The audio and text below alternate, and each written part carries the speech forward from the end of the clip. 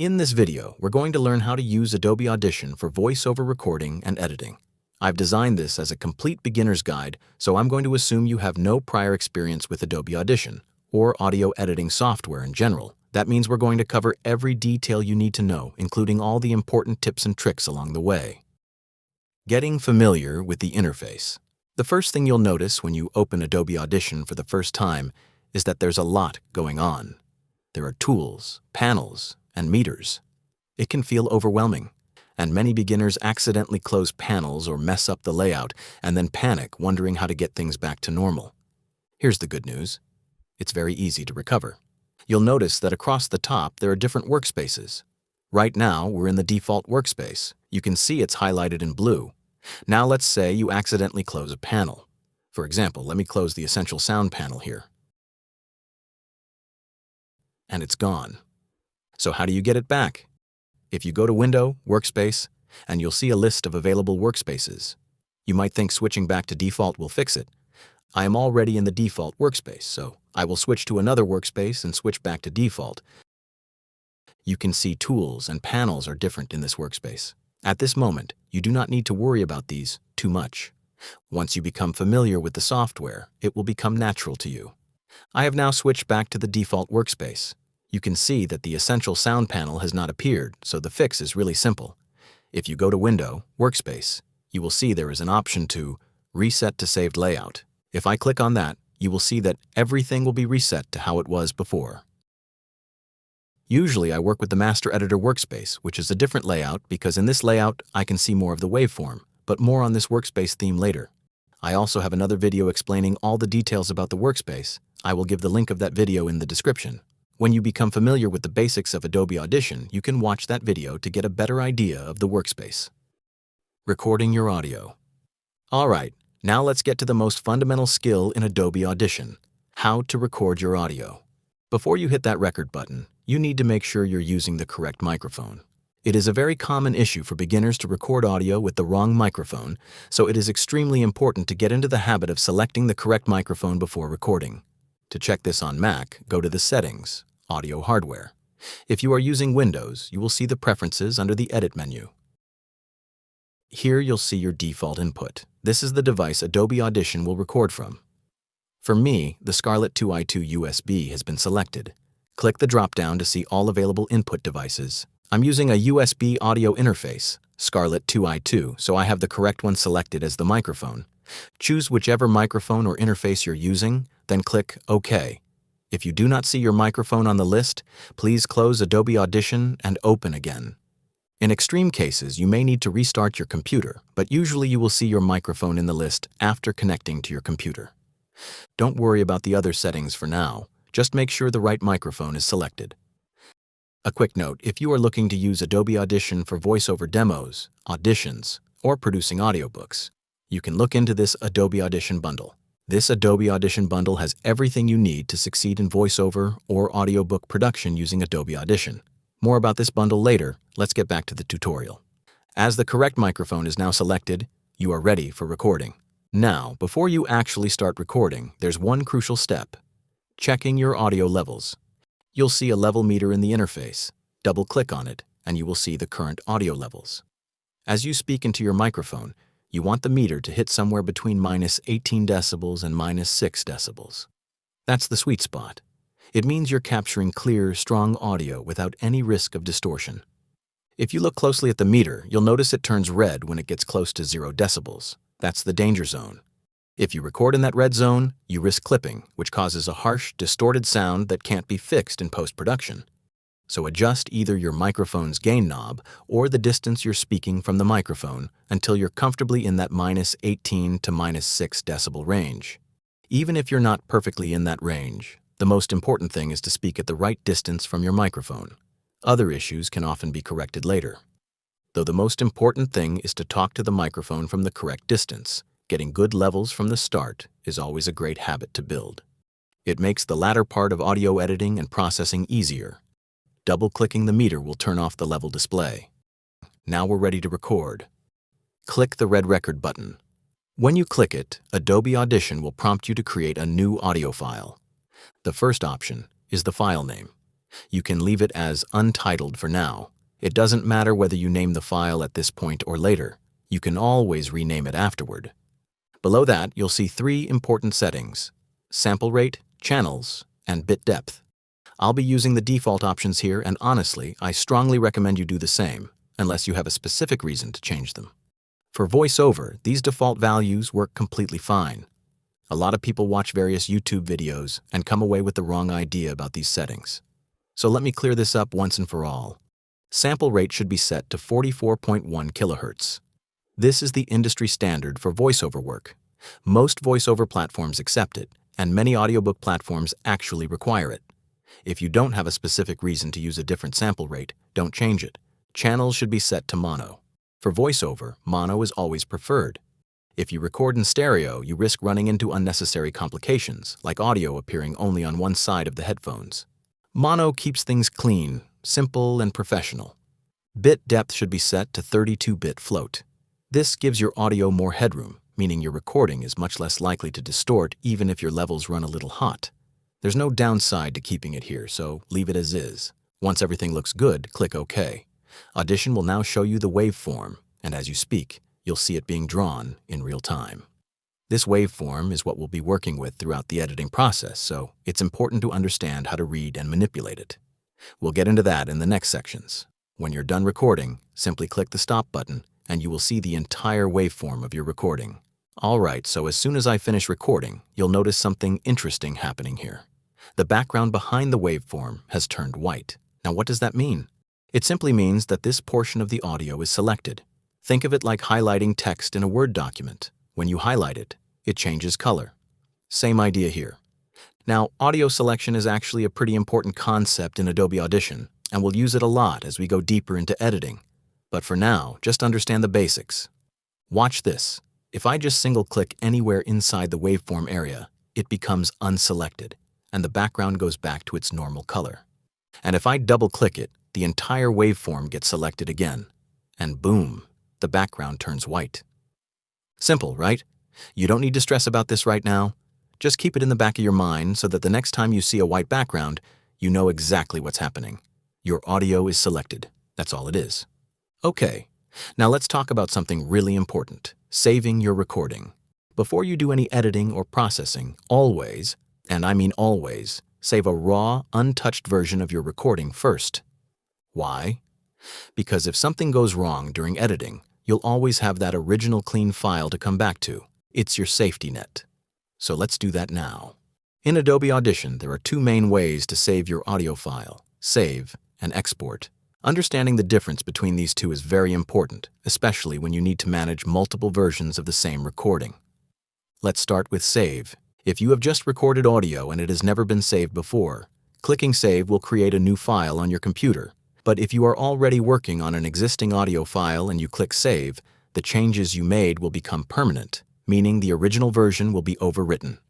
Now, export works differently. Export is used when you want to keep the original file unchanged, but also save a new version with your edits. So think of export as saving a separate copy. Now let me show you how this works in practice. Go to File and click Save.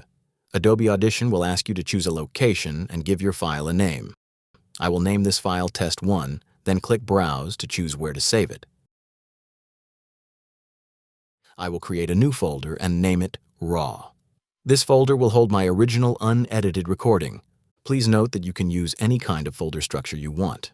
I'm just trying to follow a structure where I can manage the raw and edited versions of the files easily, but it is up to you what kind of folder structure you would like to use. Next, choose your file format. The 2 most common formats are WAV and MP3. WAV is uncompressed, meaning no audio quality is lost. MP3 is compressed, which is great for final delivery, like uploading to a website, but for raw recordings, always use WAV. When you are editing your files, passing a file to someone for edits, getting it back, or moving your audio file between different software, it is always good to save it as a WAV. Also, the raw version of the file should always be saved as a WAV so you get all the audio data as it is. I will keep the remaining settings as it is. I will click OK, and the file will be saved. The audio file is now saved. To verify it has been saved successfully, I will close Adobe Audition and reopen it. I will go to the folder where I saved the file. You can see test1.wav inside the raw folder. You may also notice a file with a .pkf extension.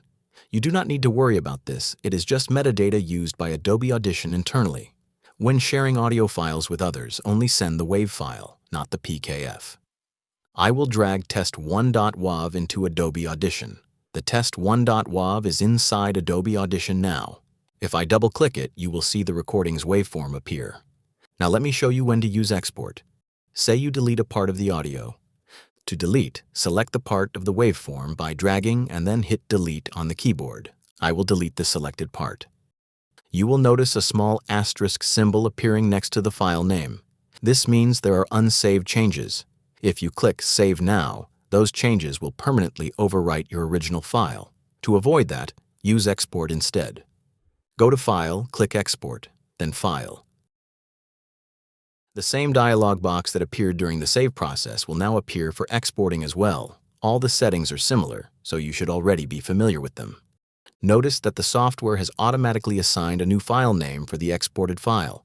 I am going to keep this file name as it is, but I will choose a custom location to save it. I will click on Browse and navigate to the folder where I previously saved the raw version of this file. Inside that raw folder, I will create a new folder and name it Edited. This way, the original file and the processed file will be stored in separate locations, making it easy to tell them apart. Now you do not need to follow the exact same folder structure that I am using here. Feel free to organize your files in whatever way works best for you. However, it is always a good practice to keep your raw version and your processed version in separate folders, so you never mix them up and you can always go back to the original when needed. I will now select the edited folder as the export destination. All the remaining settings will stay as they are, and I will save the file in the WAV format. I will click OK to export. The file has now been exported successfully. Let me verify by checking the save location. Inside the raw folder, we can see the original file. This is the unedited version. And inside the edited folder, we can see the newly exported file. This is the version with our changes applied. So now we have two separate versions of the same audio, one original and one edited. Let me bring this exported file into Adobe Audition. I will simply drag it into the Adobe Audition interface. The file is now loaded, and I can double-click on it to view its waveform. At the moment, both waveforms may look identical. That is because the changes I made to the original test.wav file have not been undone yet in Adobe Audition. You will notice there is an asterisk next to the file name, which means there are unsaved changes. I will undo those changes now. After undoing, you can see the waveform of the original recording. Now, if I switch back and forth between the original file and the exported file, you can clearly see the difference in their waveforms. The exported file does not have the beginning section because that is the part I deleted before exporting. And that is how saving and exporting work in Adobe Audition, allowing you to keep a clean original while preserving a separate edited copy. I encourage you to practice this workflow and give yourself time to get comfortable with managing different versions of your audio files. And one final reminder, always save your raw, unedited audio in the WAV format. This ensures the highest quality and provides a reliable backup you can return to whenever you need it. So that covers the basics of setting up Adobe Audition, recording your voiceover, and managing your files properly. In the next part of this video, we're going to get into the fun stuff. How to actually edit and process your audio, removing background noise, adjusting levels, cleaning up mistakes, and more. If you're learning Adobe Audition specifically for voiceover, audiobooks, or podcasting, I also have a full Adobe Audition course available. It goes much deeper into everything we're covering here. The Adobe Audition bundle includes not just a course, but some pre-built presets to make your sound better, richer, and cleaner. You will also get a custom EQ and preset that suits your voice and your recording setup. Many people progress in the wrong direction in audio editing. This custom EQ includes the necessary feedback to help you succeed in voiceover and audiobook with Adobe Audition. The link to the Adobe Audition bundle is in the description and pinned comment. Now we are going to cover the fundamentals of navigating and editing audio using the waveform editor. We will go through everything step by step. So by the end of this section, you will feel comfortable working inside the waveform view and making basic editing decisions with confidence. Once you have finished recording your audio and saved your file, you will be working directly inside the waveform editor. This is the central workspace where all of your editing takes place. Everything you do, selecting audio, deleting unwanted sections, copying parts, adjusting playback. All of it happens right here in this view. Now, one important thing to understand from the very beginning is that you do not always need to play back your audio to make editing decisions. Sometimes you can simply look at the shape of the waveform and read its values visually to understand what is happening in the audio.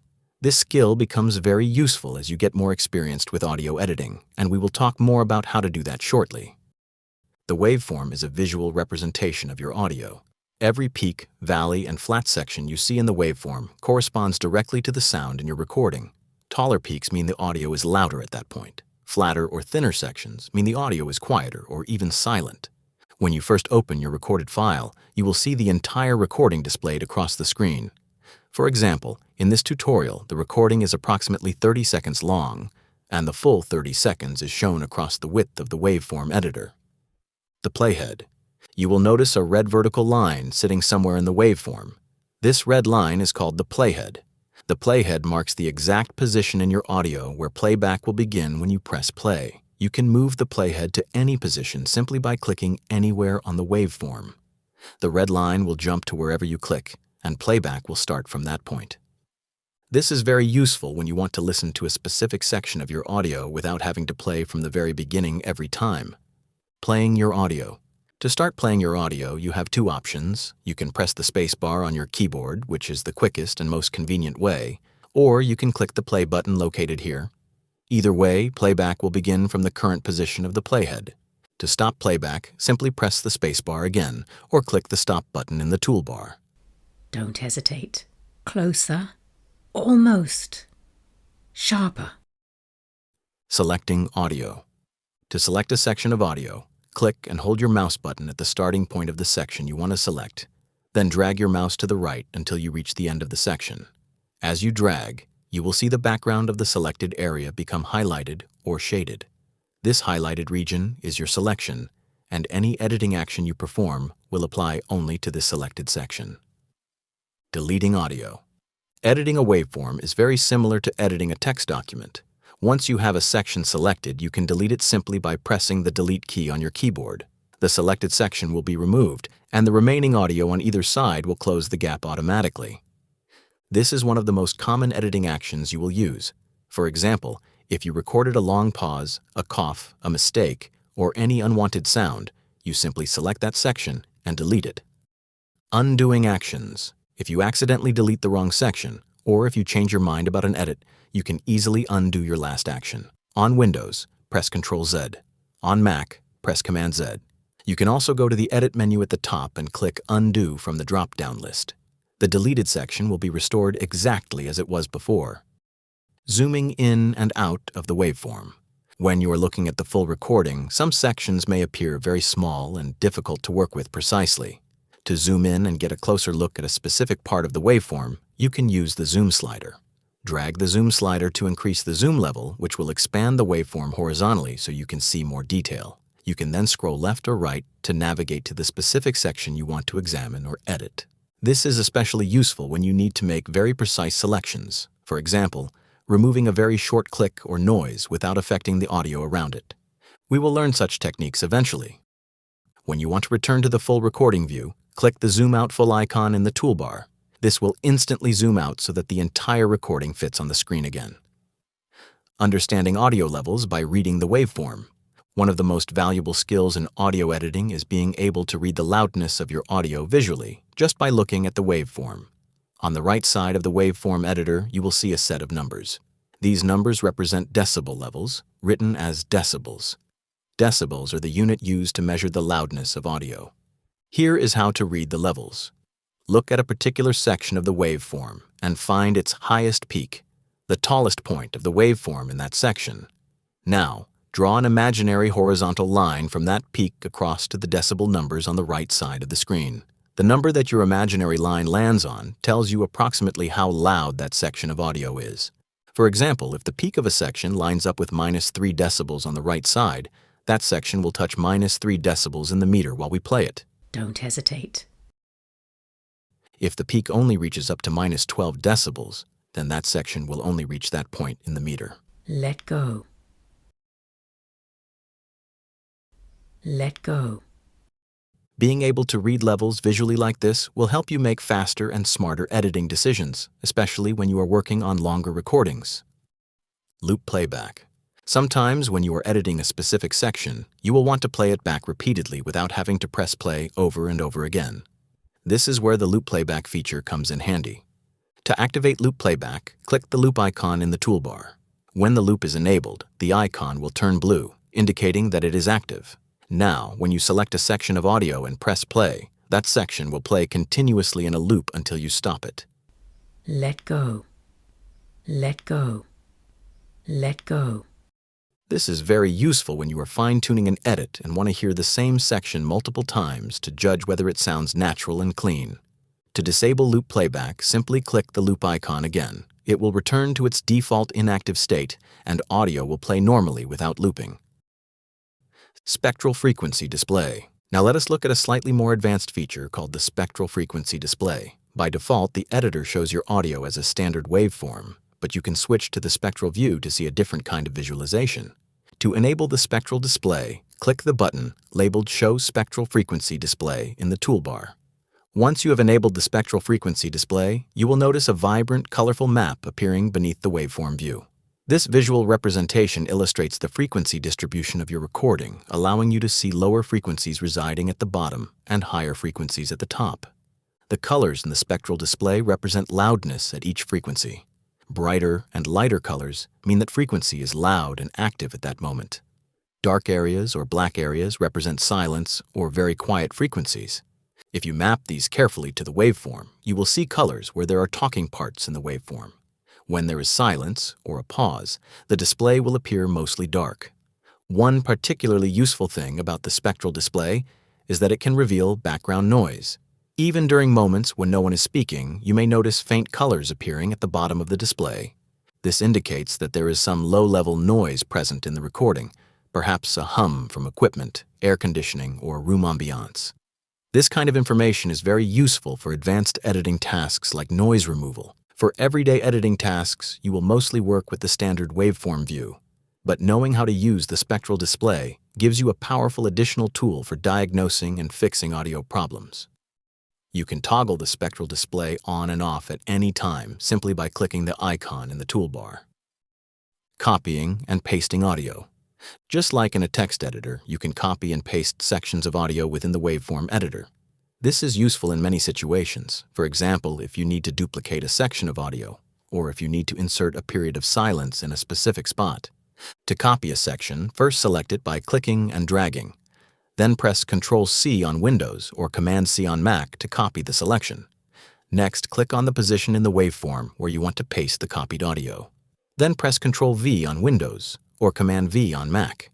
You can also go to the Edit menu and click Paste from the drop-down. The copied audio will be inserted at the position you selected. You will see the pasted section appear in the waveform at that exact point. The Edit History panel. Every single action you perform in the editor is automatically tracked in the History panel. You can open the History panel to see a full list of every edit you have made during the current session, including deletions, pastes, undos, and any other changes. You can navigate through this history to step backwards or forwards through your edits. The marker pointing to an action is your current state of the waveform. So if you want to go back to a previous edit point to check how things were, you can click and check that. The later edits from that point will be inactive. You can get back to the latest edit point by clicking on it. However, there is one very important thing to keep in mind. The edit history only exists during your current working session. If you close the file and reopen it later, the history will be completely cleared. So if there are any edits you are unsure about, make sure to review them before closing the file. You have now learned all the essential navigation and editing tools in the waveform editor. You know how to select and delete audio, how to undo your actions, how to zoom in and out, how to read audio levels visually from the waveform, how to use loop playback, how to toggle the spectral frequency display, how to copy and paste audio, and how to use the Edit History panel. Before moving on, take a few minutes to practice everything you have learned in this section. The more you practice these basic tools, the more natural and efficient your editing workflow will become. Once you feel comfortable with all of these fundamentals, you are ready to move on to the next section. In the next section, we are going to start working with audio effects. Audio effects are what take your raw, recorded audio and transform it into something that sounds polished, professional, and broadcast ready. Whether you are producing a podcast, recording a voiceover, creating an audiobook, or publishing videos on YouTube, applying the right audio effects to your recording is absolutely essential. It is the difference between audio that sounds amateur and audio that sounds like it was produced in a professional studio. We will cover all of that in the next section. Click on the card on screen to watch the video on audio effects.